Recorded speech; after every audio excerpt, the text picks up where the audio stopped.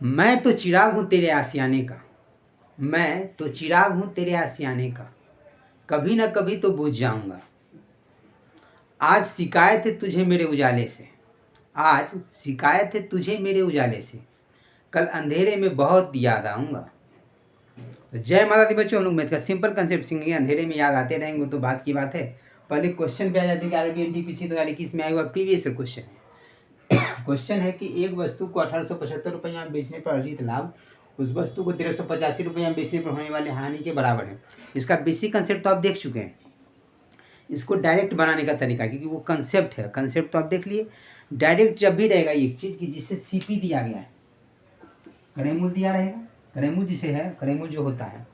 अब बोलेगा कि इसको 1 रुपये एक मतलब बेचने से कुछ लाभ हो रहा है, प्लस हो रहा है, लाभ का मतलब प्लस हो रहा है।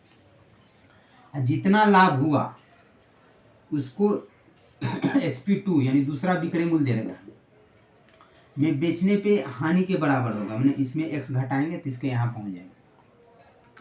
ये कंसेप्ट समझ लीजिए कि जब भी ये इस तरह का क्वेश्चन रहेगा कि क्रय मूल्य नहीं, क्वेश्चन रहेगा कि एक विक्रय मूल्य में बेचने पे जितना लाभ हो रहा है दूसरे विक्रय मूल्य यानी दूसरा जो विक्रय मूल्य दिया रहेगा उतना में बेचने पे जो हानि होगा ये दोनों आपस में बराबर होगा।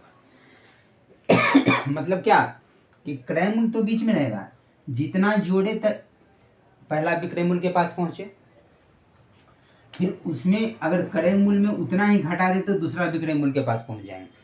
बात समझिए, मतलब ये दोनों का जो है बराबर होना चाहिए, दोनों डिफरेंस बराबर होगा। दूसरा विक्रय मूल्य में पहला विक्रय मूल्य में यदि लाभ हो रहा है तो दूसरा विक्रय मूल्य में हानि होगा, दूसरा विक्रय मूल्य में यदि लाभ हो रहा है तो पहला विक्रय मूल्य में हानि होगा, लेकिन दोनों कंडीशन में बराबर होगा, लाभ की राशि और हानि की राशि बराबर होगी, ये कंडीशन होगा। तो क्या कर सकते हैं आप, सिंपल सा लॉजिक है कि जब भी आपसे बोला जाए तो डायरेक्ट इसको लिख सकते हैं, क्रय मूल्य बराबर क्या होगा, सीपी बराबर, आपसे क्रय मूल्य पूछ रहा है ना, हाँ, दोनों को जोड़ दीजिए, मैंने SP1 प्लस SP2 बटे 2 कर देना। कैसे, अब दो को कौन कौन है, SP1 क्या है 1875, 1875 प्लस 1385 बटे 2, देखो क्या हो जाएगा,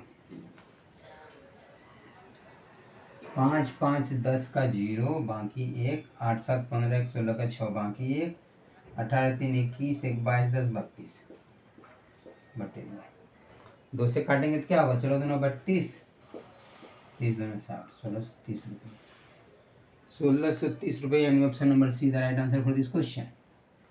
समझे कि नहीं समझे, बिल्कुल समझ गए हम, बहुत बेसिक तरीका है ना, बेसिक तरीका। इसमें क्या हुआ, 1630 रुपये आ गया।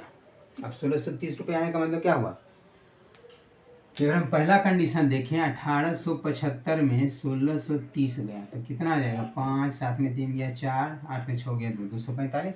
उसी तरीके से 1385 है, तो 1630 में अगर हम 1385 घटाएंगे तो क्या आएगा, 10 में 5 गया 5, 12 में 8 गया 4, 5 में 3 गया 2, 245।